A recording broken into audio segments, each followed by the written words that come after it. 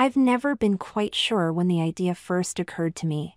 I do know that it didn't come all at once, but developed slowly over the course of many years. Certainly the first time that I thought of doing something with my hair other than combing it frightened me. I had always considered an interest in hair to be an essentially feminine trait, and I was sure that I was a male. So how did I come to the point of sitting in the waiting room of a salon, surrounded by strange sights and smells, excited and scared at the same time, waiting for my name to be called for my first permanent wave? I was a teenager during the 1960s, and was part of the long hair generation. While I never allowed my hair to become really long, it did get to the point where it was long by the standards I had known growing up. It was down to my shoulders, and was long enough that caring for it was more involved than a simple shampoo and toweling it dry. It took time to dry, and needed a conditioner to prevent tangles. Beyond that, I was faced with choosing from a dazzling array of products, shampoos, conditioners, and sprays designed to make caring for my hair a more enjoyable experience. With the 70s and my college years, I transitioned from barbers to stylists for my haircuts, and as an unexpected side effect, I began to see something of the variety of things that could be done with hair. My mother had always rolled her hair, and occasionally had a home permanent, but other than that the only contact I had had with the world of hair was my haircut, and I admit to being overwhelmed by the range of options available at the salons. I began to be fascinated with the possibility of making dramatic changes in my appearance, but this was a possibility that seemed to be forever unlikely to be brought to reality. I had an occasional attack of jealousy aimed at the girls I knew who were free to do things with their hair, then worried that I might have a problem, wanting to be female. For years I struggled with this tension. I selected shampoos and conditioners for their sensory impact as much as their efficiency. I tried product after product, seeking to find a low-commitment way to explore changes. More than anything I wanted my fine, limp hair to have more body, but I was afraid of my interest in things I saw as feminine being discovered. On several occasions I bought a home permanent kit, complete with rollers, and tried to roll my hair on the curlers, only to give up when I was unsuccessful in getting the rods wound properly. I was afraid that a badly done perm would be worse than no perm at all. I also played around with hair color, selecting temporary colors as close to my own dark blonde as possible. I wanted to play with my hair, but didn't want another person to know of my improper interest. After I got married, and was able to see close up the day-to-day and longer-term hair care that my wife engaged in, my interest was piqued. I watched with deep interest when her sister, a hairdresser, did foil highlights on her, and gave her perms right in the kitchen. I was fascinated, but never even dared to consider having my own hair done. That was far too frightening an idea. For a number of years I struggled with this fear.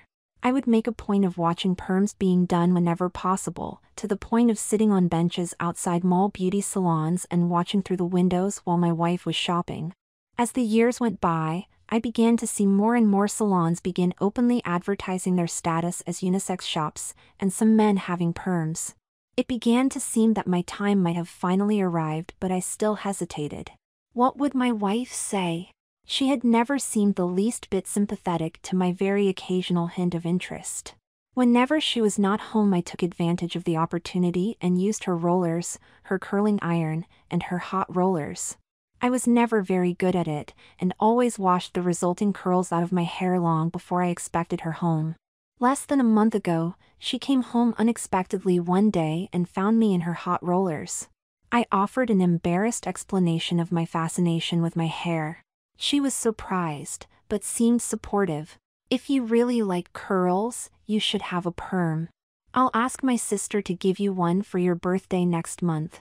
I said that would embarrass me, and I'd rather not have it done by anyone who knew me. "All right, then choose a salon to have it done. I'll pay for it for you as a birthday gift. Just let me know where and when you will be going to have your perm, so I can make arrangements to pay for it. I don't have any idea where to go," I said. I was excited and eager, but afraid of what the salon personnel might say. "I know just the place," she said. "There's a little salon on the outskirts of town that should be perfect." I drove by and looked to see how busy they were. Were there styling areas visible from outside the shop? The name sounded promising, the New You.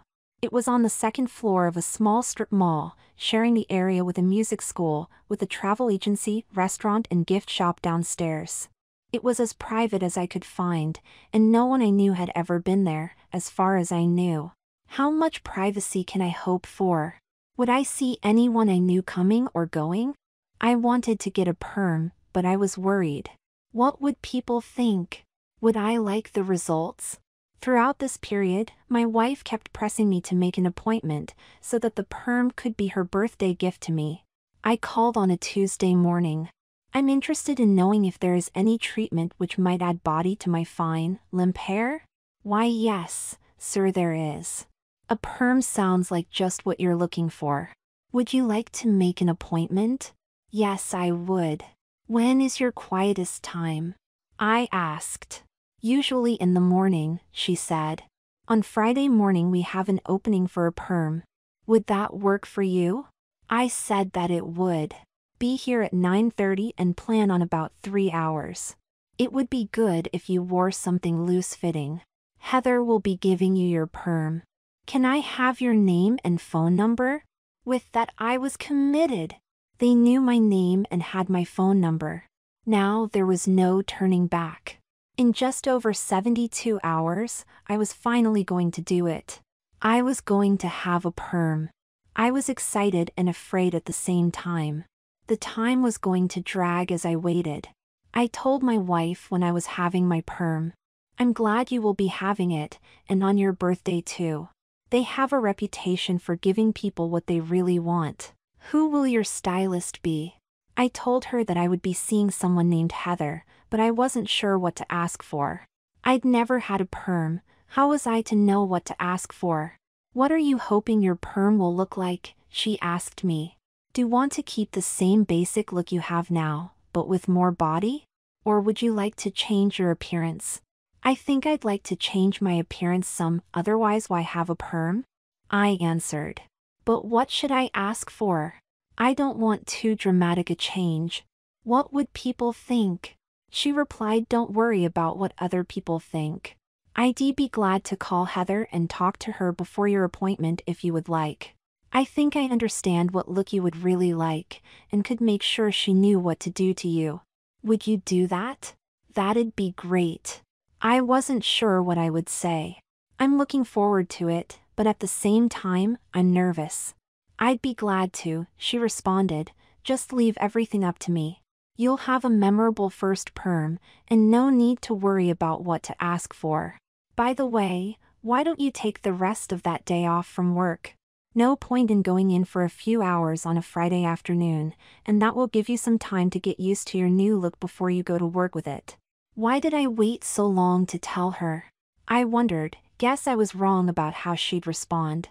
No anger, no ridicule, just acceptance and an eagerness to help. This is going to be great. What a birthday this will be. Thursday night I was so excited about my appointment that I could barely sleep. I woke up without the alarm clock for the first time in months. I fumbled for my glasses on the bedside table, put them on and saw the red numbers on the clock snap into focus. 6 a.m., and I don't have to leave until 8:30. This is going to be a long morning, I thought to myself. After showering and washing my hair, I began to shave, not that I needed to shave every day, since my beard grew so slowly and was so light, but just to fill some time. As I peered at my face in the mirror, I tried to imagine what I'd look like later that day. I hadn't realized that my hair had grown so long. I had been due for a trim when my wife had discovered me, and at her suggestion, I had decided to let it grow to give the stylist more to work with. Now it was almost down to the tops of my shoulder blades. I ate a light breakfast, dressed in jeans and a sweatshirt, and at 8:30, got into the car and drove to the salon. I almost drove away without going in, but the thought of what my wife had said as I left home encouraged me. As I kissed her goodbye, she had whispered in my ear, if Heather does what I asked her to, your hair will look absolutely wonderful. I'm looking forward to seeing how it turns out. Promise me you'll drive home quickly once she is finished with you. And don't change anything.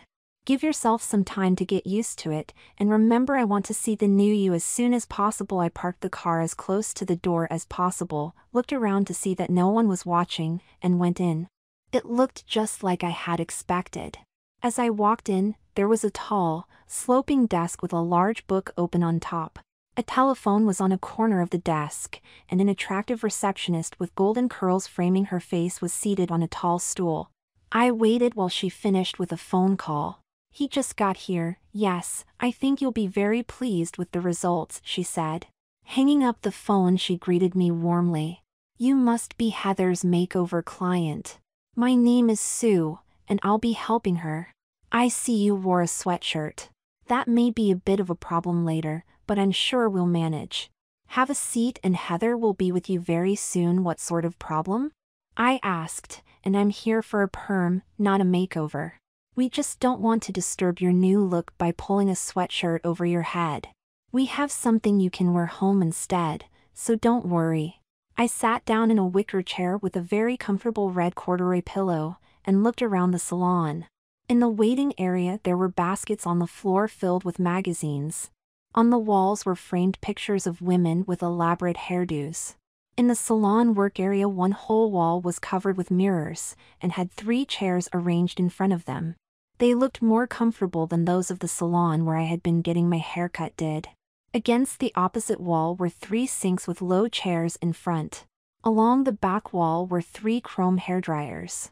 In a separate area were a wheeled table and 2 chairs, one on each side. "That is our manicure area," Sue said. "I also do that." There was also a door leading off behind the receptionist's area.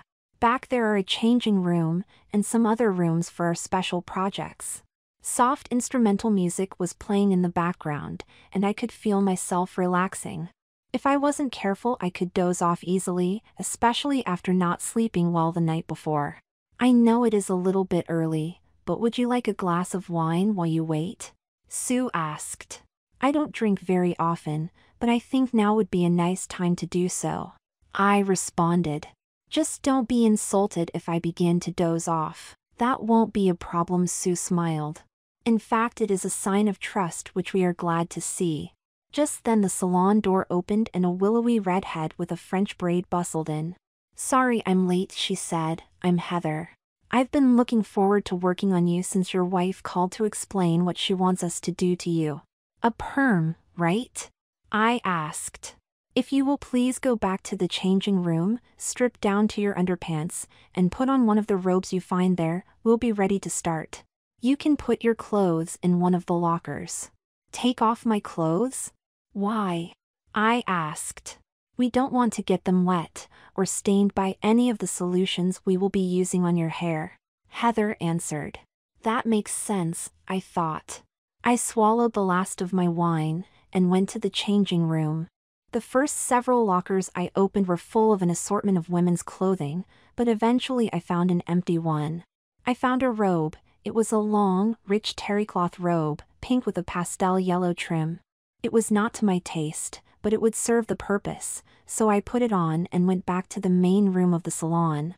Heather was waiting for me at one of the sinks. She seated me in the chair, took my glasses, wrapped a thick towel around my neck, placed a cape over my shoulders, and had me lean back with my head over the sink.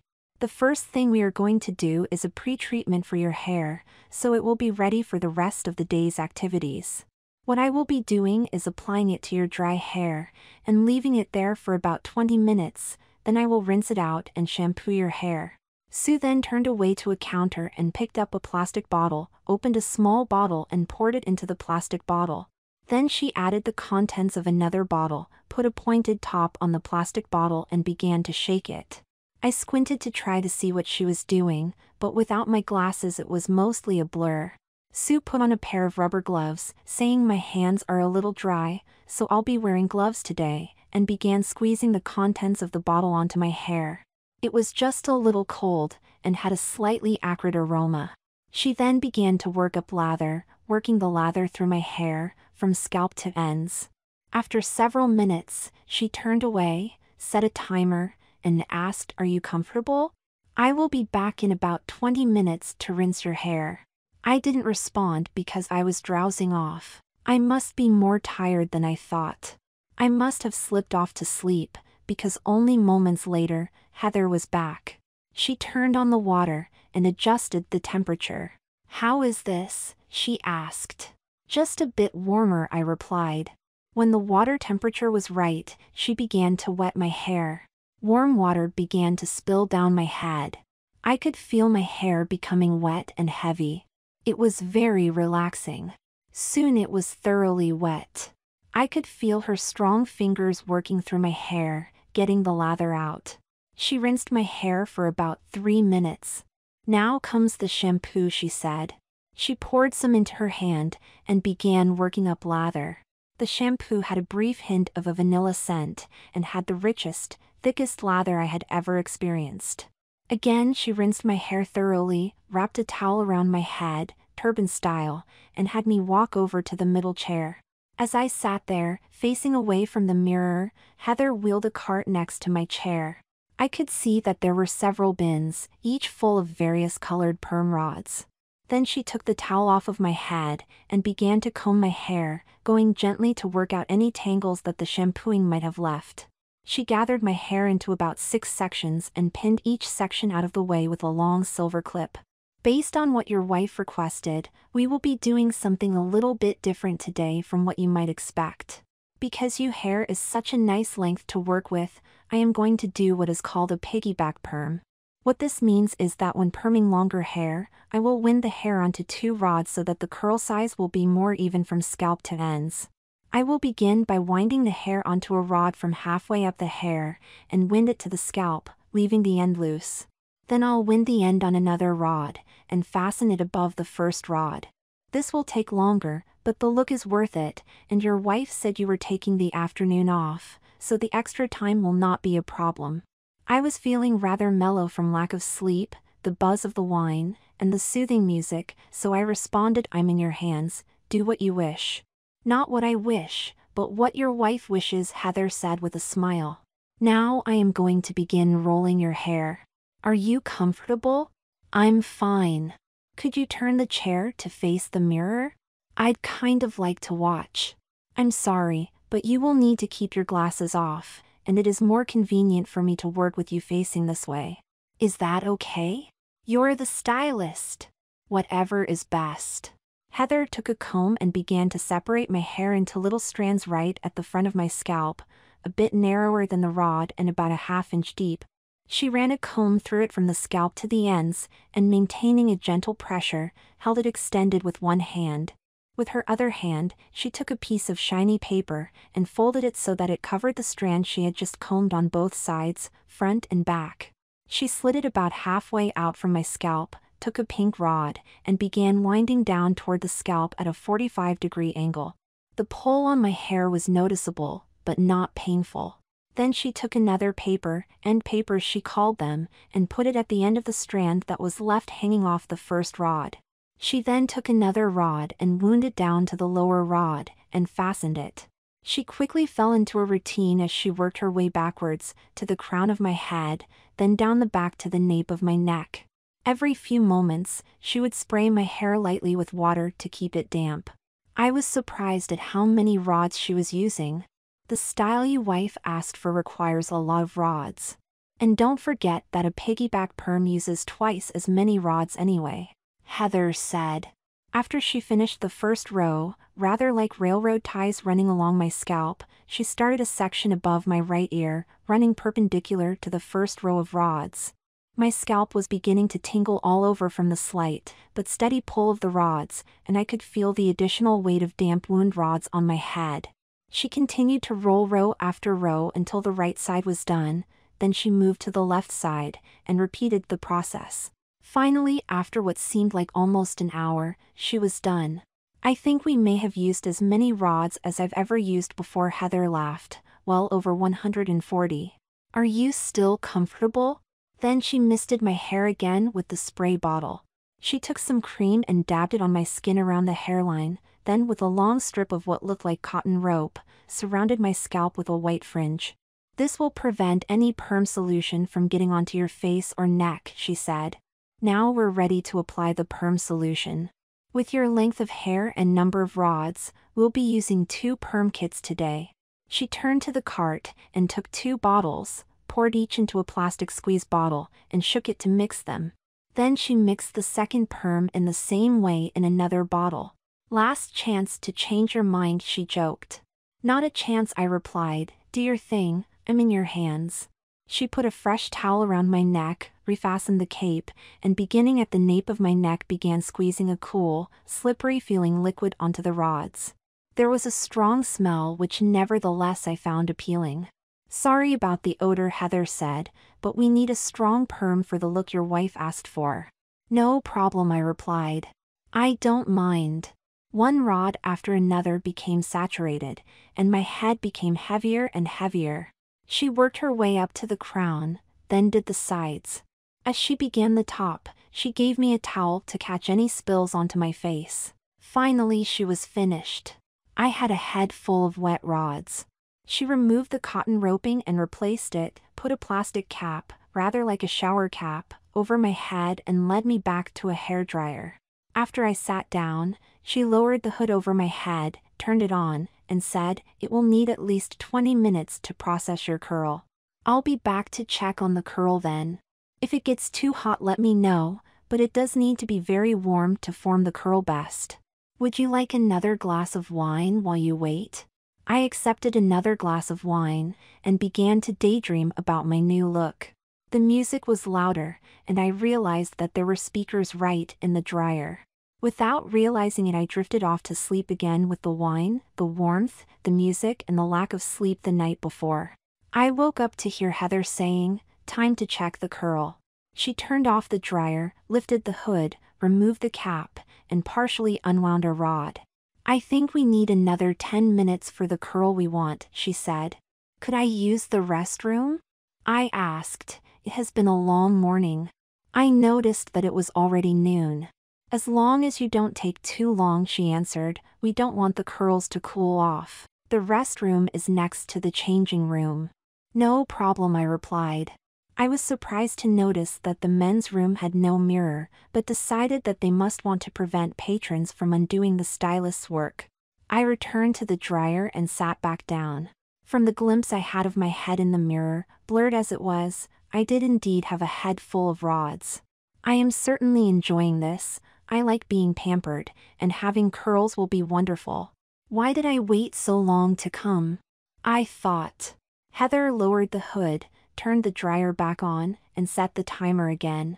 Sooner than I expected, Heather was back. Again she stopped the dryer, lifted the hood, removed the cap and partially unwound a rod, a different one this time. "Looks good," she said. "Now it's time to rinse." First she used several hand towels to blot the rods. The more perm solution we can remove before the rinse, the better. Then we walked back to the sink. I sat down, lowered my head. She removed the cotton, and she began to spray my head with warm water. "Your hair needs to rinse for about 5 minutes, so we can remove all the perm solution." Warm water cascaded over my head, and the perm smell began to diminish. I found myself daydreaming about my next perm. "I could get to like this," I said. Heather laughed. "Many of our clients say the same thing after about 5 minutes. Heather had me sit up. She wrapped a towel around my head and gently pushed against the rods.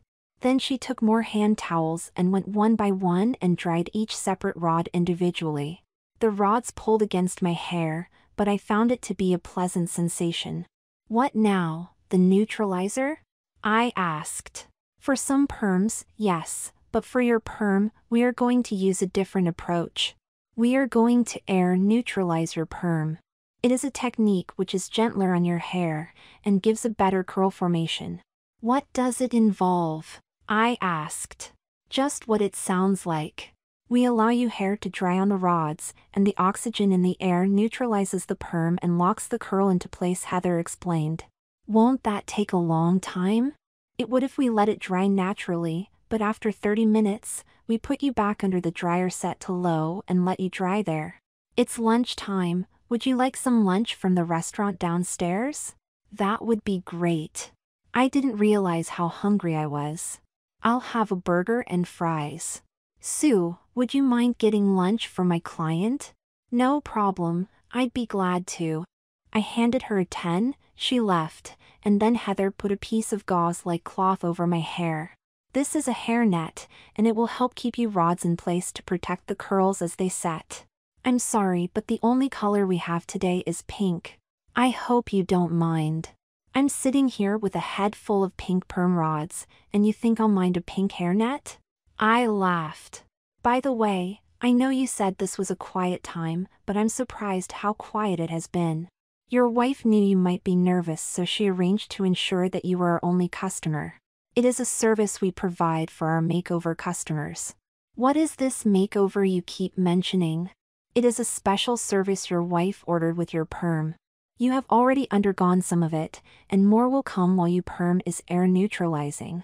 And my wife arranged for it? Yes, she did. She wanted your first perm to be a memorable occasion, the experience of a lifetime. We do about 20 makeovers a month, and all by word of mouth referrals. Actually, you are fortunate we were able to take you in time for your birthday. I guess it must be okay then. Oh, here Sue is with my lunch. Wow, that was fast. Thanks, Sue, please keep the change. Heather gave me back my glasses and said, as long as you are very careful not to disturb the rods, you can wear them again for a while. There is a lunch table in the changing room, you can eat there if you like. I got up and walked to the room. As I passed the mirror, I looked hard at my head, but the net made it hard to see very much. You have about 20 minutes in which to eat before you go back under the dryer. Would you like something to drink with your meal? I'm afraid all we have is more of the wine you have already had. I guess that would be all right. It is a very good wine. I finished my lunch, drank the rest of my wine, and went back to the dryer. Sue came up, set me in the chair, and turned on the dryer. Heather will be back soon. In the meantime, it is time for the next part of the makeover. I am going to give you a manicure while your hair is drying. A what? I'm not here for a manicure.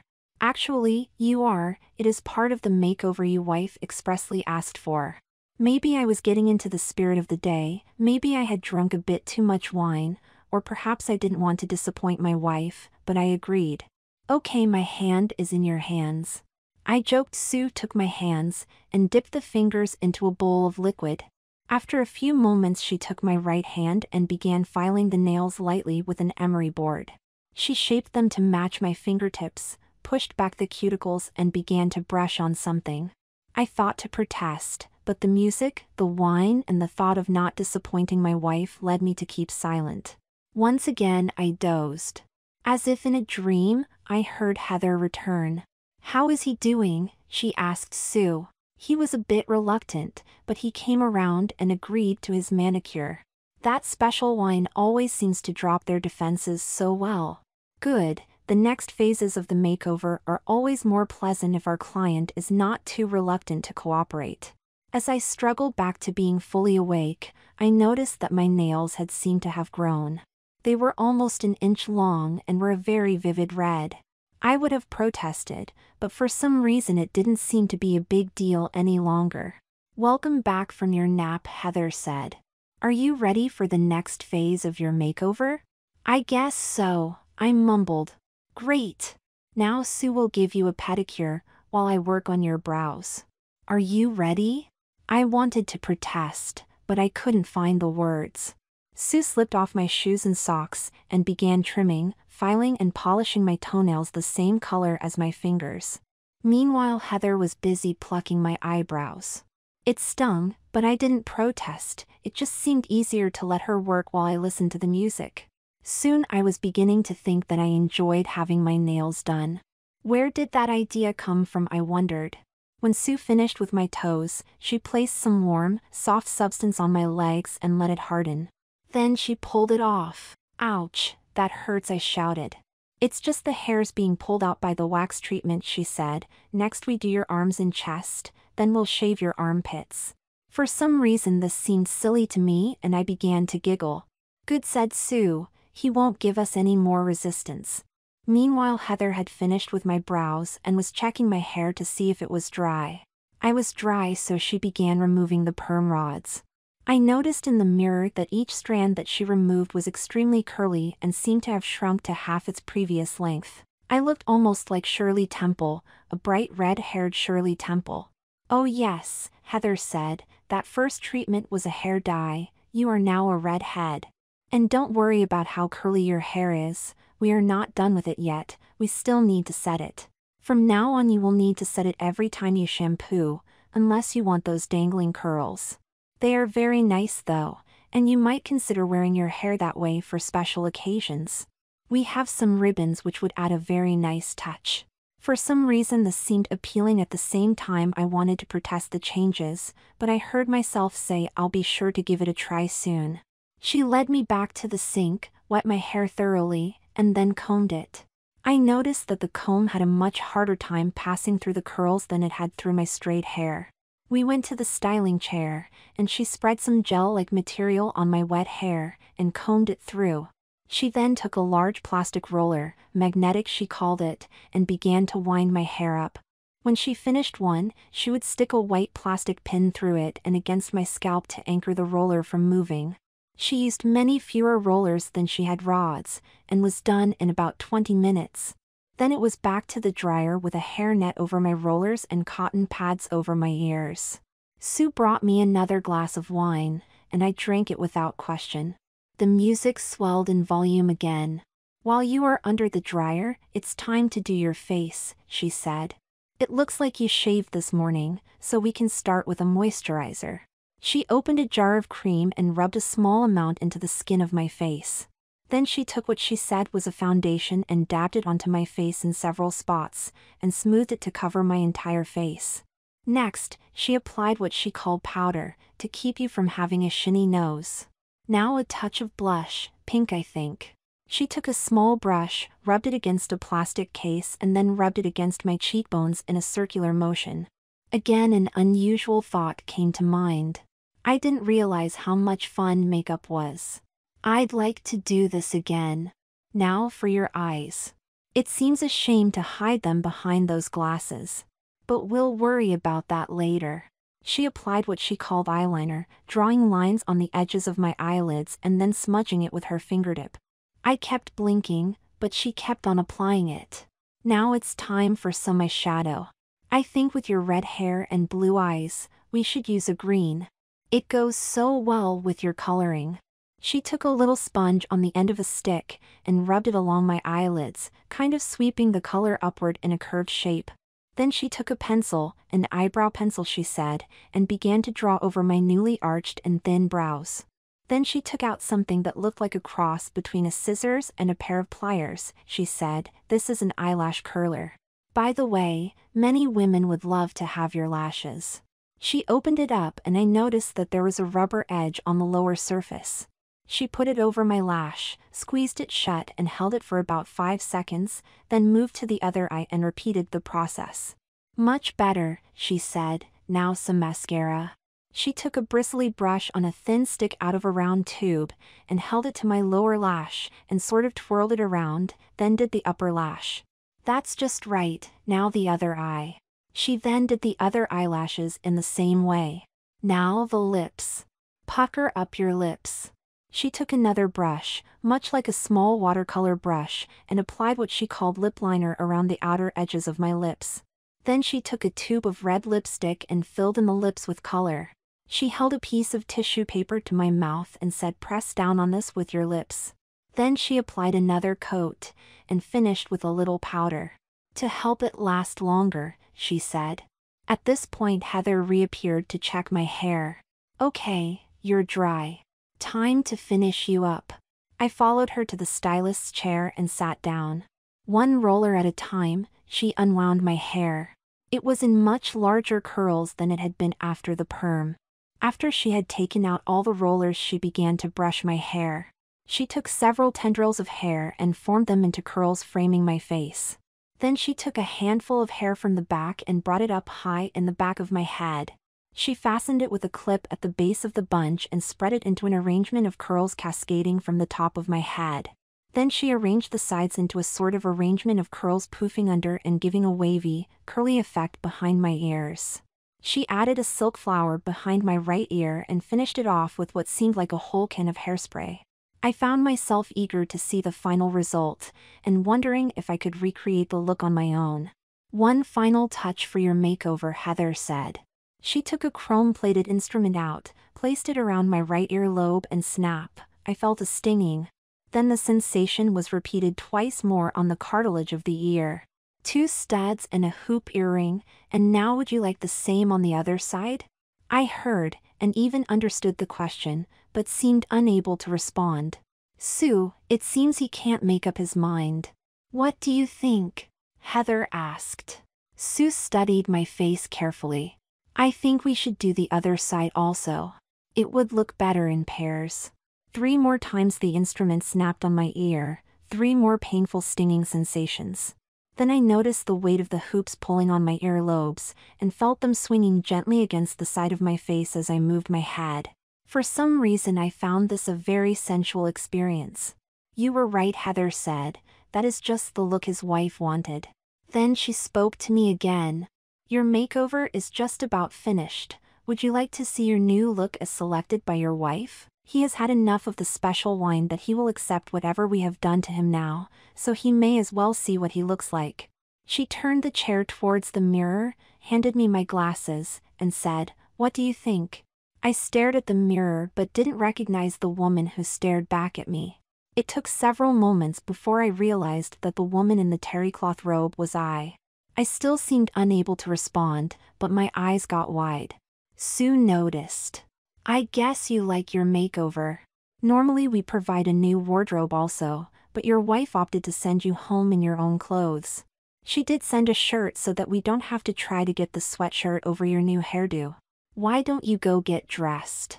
Heather has laid out you clothes, then you will be ready to go home."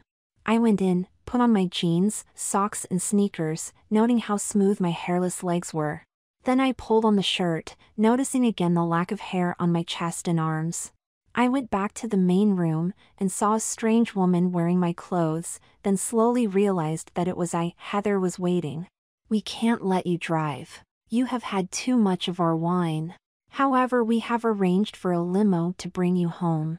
You can leave your car here and pick it up tomorrow. Feel free to stop by and tell us how you like your new look once you are back to yourself again. Why don't you take one more good look at yourself in the mirror while we wait for the limo to arrive? He is due at 5 and you still have a few moments until then." Sue handed me a hand mirror and I looked at my unfamiliar reflection. I saw a rather plain woman, with her makeup rather overdone, and bright red hair arranged in what looked like a style for a prom, totally inappropriate for the clothing she was wearing. Except for the bright red nails, she looked like a man from the neck down. I don't know what I had expected, but it was not that. I looked like a drag queen on her day off. I know I could look better than this, I thought. "Don't you have any pretty clothes I could wear?" "Please." Heather interrupted my reverie. "The limo is here. He has been paid in advance, so you don't need to worry about that." She handed me a videotape. "Be sure to give this to your wife. It is a permanent record of your makeover so she can recreate the look on you herself. Oh, and by the way, the wine will wear off in about an hour, right about the time you get home, and you will be able to react to things again." Sue said, "It has been a pleasure assisting in your makeover. I hope to see you again in the future. By the way, don't try to wash your hair for 3 days, or you may have real problems with it. The nails are permanently attached and will not come off. You will have to wait for your own nails to grow out before you can remove the artificial ones.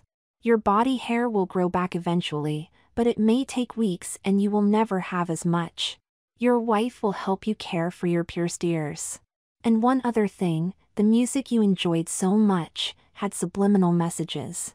From now on, you will want to keep yourself looking like a woman. You will never be comfortable unless you are wearing your earrings and long nails. You will never be completely satisfied to dress as a man.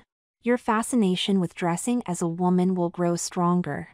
You will want to keep your hairstyle as feminine as you can manage. Makeup will fascinate you. After a few weeks you will start having an urge to return here for another makeover day, and next time, we'll make even more changes."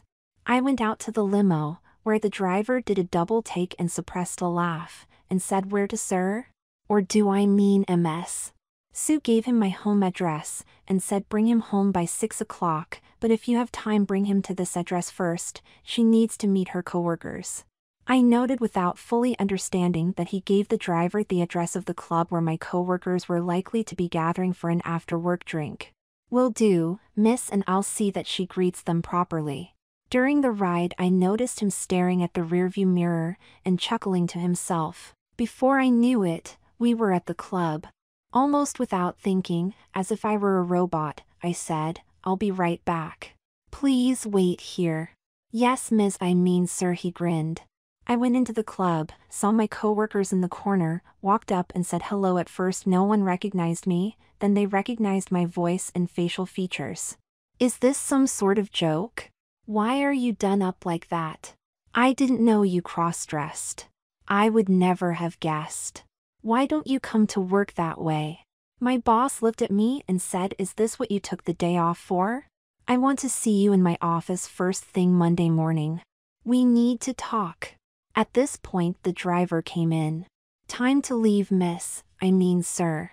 You need to be home soon." I turned and followed him, still without conscious thought, but simply following instructions. He drove me home. "Have a good evening, miss, I mean sir," he said as I left the car. "I hope you can make up your mind which you want to be." I walked into the house, and was greeted by a welter of voices calling out surprise, "Happy birthday," only to be cut off as the guests, who seemed to consist of my entire family and most of my friends, stared at me. My wife came up, looked at me, then turned and addressed our guests. My husband has had a fascination with hair for a long time. Last month I caught him using my hot rollers when he thought I would be away for several hours. So I decided to give him a special birthday gift. You see the result. You all know Chris as a man, now say hello to Chris as a woman. From now on, if she wants to live here it will have to be dressed as a woman. Since she wanted it so badly, I have started her on her way. This is not just Chris' birthday, but the first day of her new life, and I invited you here to share it with her. I'm not sure I understand why he wanted to look like a woman, but I have decided to let her give it a try.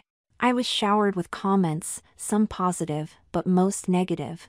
I was beginning to come to myself again, and was beginning to feel humiliated by what I had been forced to endure and how my secrets had been exposed for the world to see.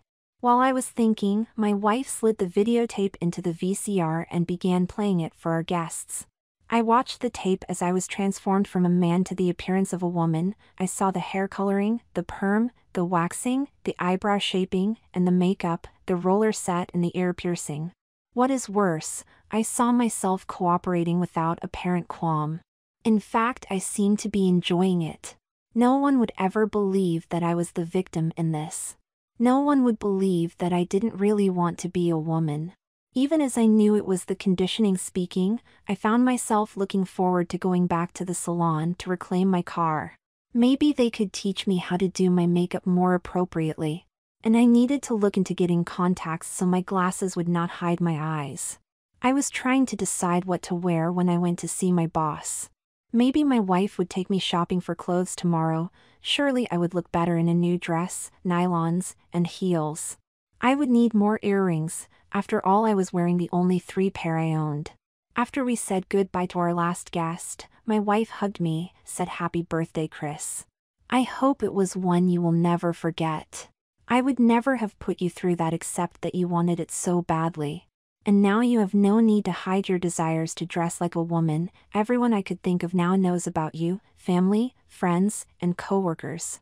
Now you need to learn how to look more the part you have chosen. You can count on it," I said, not sure what I was agreeing to, or maybe agreeing to at all. One thing was certain, I could never go back. Too many people had seen me to ever act as if nothing had happened. The end, or the beginning?